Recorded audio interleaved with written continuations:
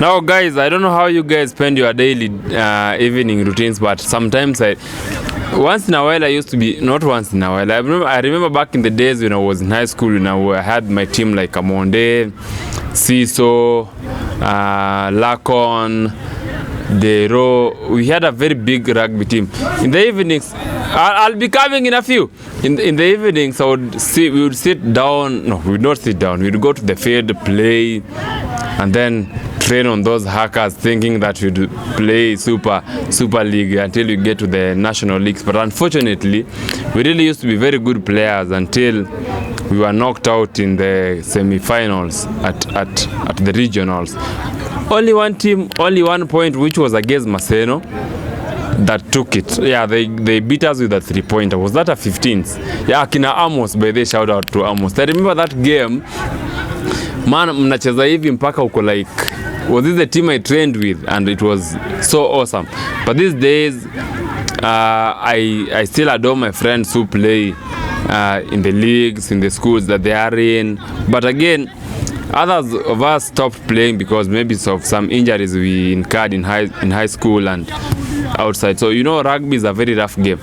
Sometimes when you play, you get a lot of injuries. You wanna join? Yeah, of course. Okay, so tell me about football. Hey. What do you enjoy most about football? Claire, you wanna join? Welcome. Tell me what you enjoy most about football. It's the teamwork that I enjoy mostly. The scoring is also good, but in teamwork, the tiki-taka is the enjoyable moment in football. I want us to have I want us to debate. Okay. Do you think rugby is better than when it comes to teamwork? Yes. Do you think rugby can do better than football? Yes, than football. Definitely not. Why? Okay, I'm not much into rugby, but rugby, the little that I understand about rugby is that it's a reverse game. Yeah.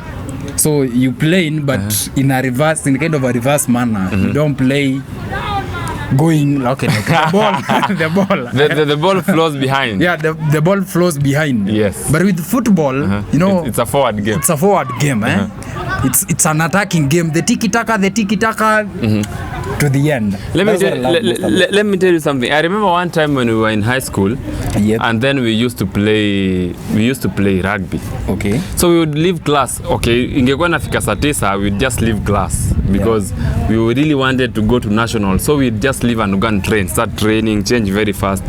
If you didn't change very fast, there was a penalty. So nobody wanted that penalty. It was a hard one. Our coach, Mr. Freddy. And Mr. Roro is passing before us. Our coach, Mr. Freddy, was very hard on us. Yes. But again, we liked it. I remember one time, one thing with rugby is about our teamwork is we show up for everyone.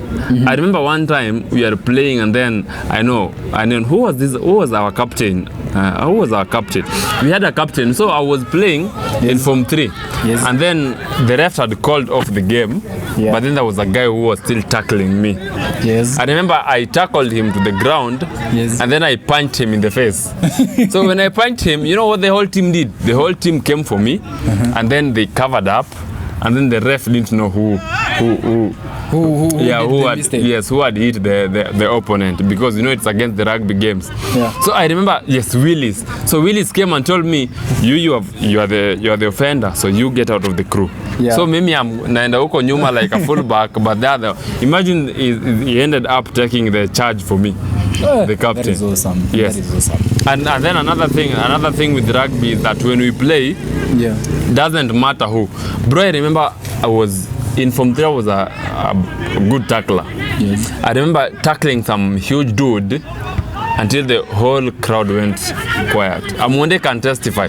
This guy was called, I don't know the name, but it was some guy from Otaro. That was a place. Otaro is a kissy word. Yes. Now that guy was super big. I remember tackling him with 3 other people. He was a guy you could not handle on your own. Yeah. So you guys had to come 3, and then so that at least you can bear the weight. Yeah. You guys can bear the weight, because if you came to him alone, you would definitely break a bone or dislocate. Yeah. But I don't know. I have played much of football when I was young, but these days it's kind of why do you enjoy it so much? First of all, it's a game that nourishes me rather than the fatigue, living around the fatigue after maybe a match or a training.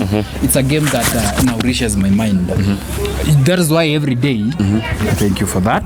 Yeah, you can handle that. That is why every day, every evening at 4, it's just like an automated me. When it's just the clock is clicking, maybe 3:30, 3:40, my mind your mind has switched. My mind will just be switching, like even if I'm doing some serious job or some serious stuff, I'll just get out of it and then start thinking about how it's gonna be preparing for the training sessions. And about football, as you were saying, it's a game for all, and the teamwork. It doesn't happen only in the tiki-taka. Take of a moment.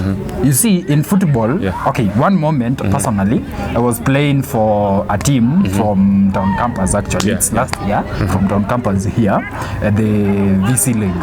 And then the opponent was hit. He was, okay, how can I say, a slight tackling, but he aimed at the guy, not the ball. You see? So after the guy went down, you know what the other team did?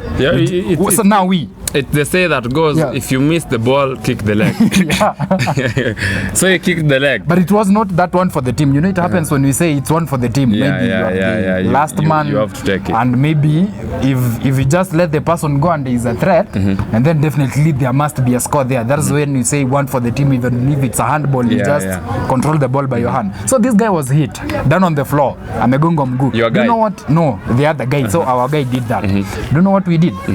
We never continued playing the game. Tulikimbia tukachukua ball, we said no. The ref didn't blow the whistle. We said no, this is bad. No, but even if it was to be played to our advantage, we said nope. So your guys played foul, but again you guys didn't defend him, like you guys it was a rough play. Yeah, our guy did a rough play. And then the referee didn't blow the whistle to stop the game and maybe give them a foul.